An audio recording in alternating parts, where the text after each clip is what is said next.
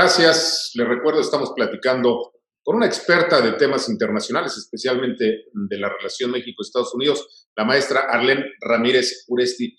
Maestra, ¿qué le decimos a la audiencia sobre este fenómeno que estamos viendo, que en México quienes simpatizan con el gobierno de López Obrador casi de manera automática apoyan a Donald Trump y quienes cuestionan al gobierno de López Obrador apoyan la candidatura de Biden? ¿Qué significa eso? Significa que estamos más polarizados y más radicalizados de lo que nos queremos dar cuenta.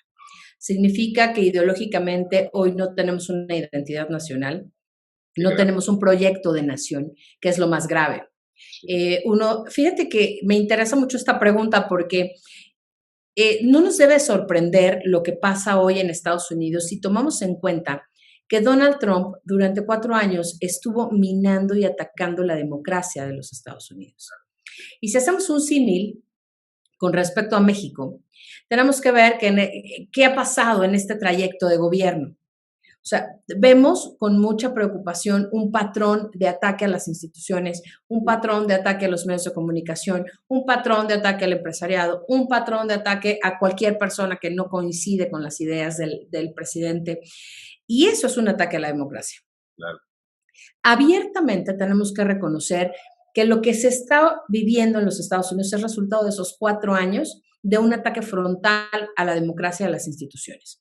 Y nosotros en México tenemos que aprender de ese ejemplo y no permitir que eso ocurra. Cuando nosotros hablamos, por ejemplo, ahora del INE, ¿no? Y de ver cómo esa institución se está minando desde el Ejecutivo como un actor preponderante para la resolución de las elecciones en 2024 y en 2021, por supuesto.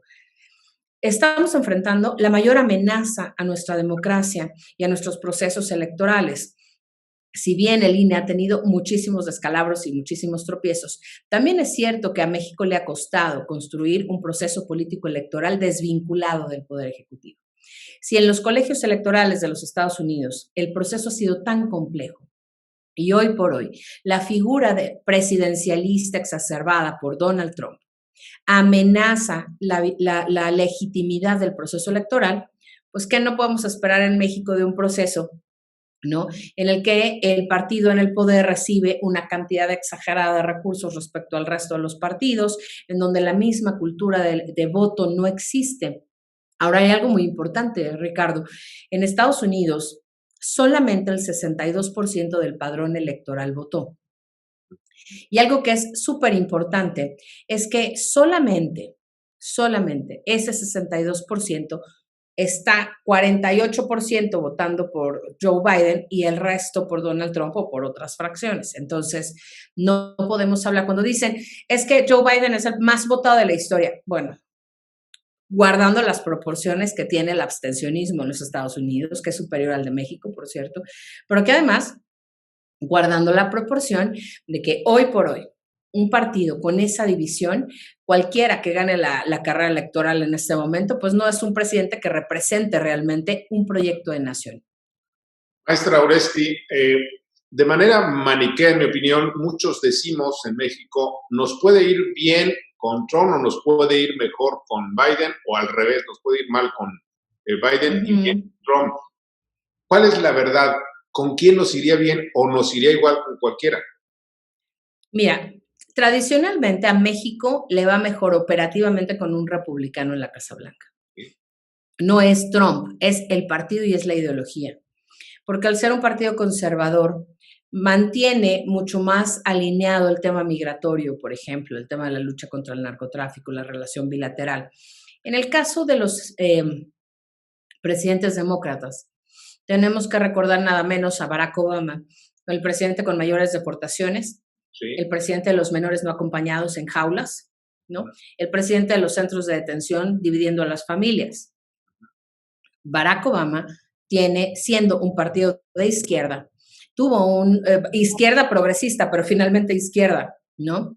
Y la relación con respecto a México y América Latina, pues siempre con un partido demócrata en la Casa Blanca, siempre ha sido más complicada y más difícil.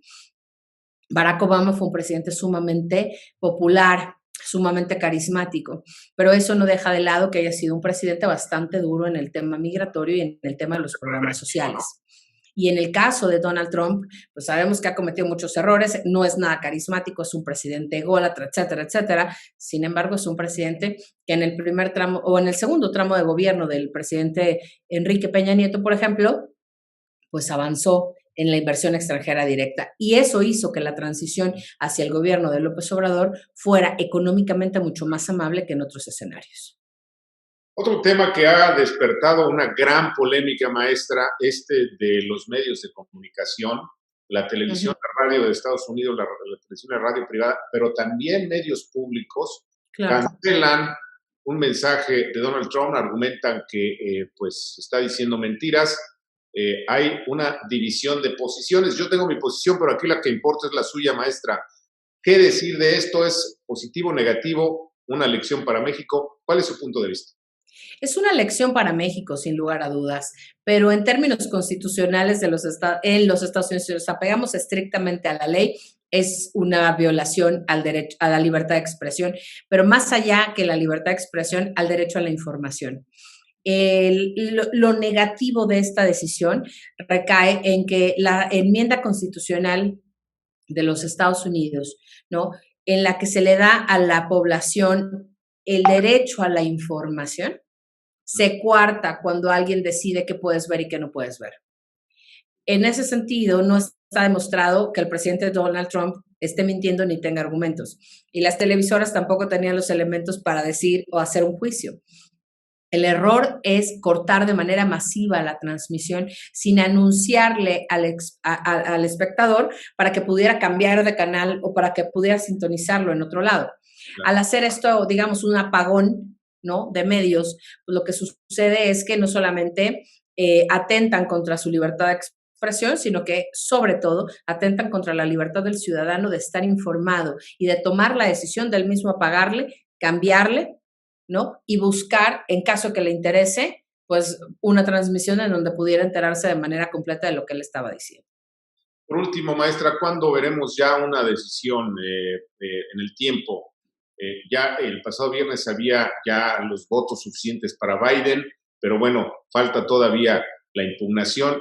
¿En qué tiempo estaremos viendo ya una, claro, humo blanco para el nuevo presidente de Estados Unidos? Mira, una tendencia clara se podrá ver a partir del 10 de noviembre, cuando ya se hayan terminado de contabilizar todos los votos que llegan a través del correo, porque todavía hay extensiones de plazo, todavía hay estados que siguen recibiendo votos y ese es el reclamo del presidente Trump.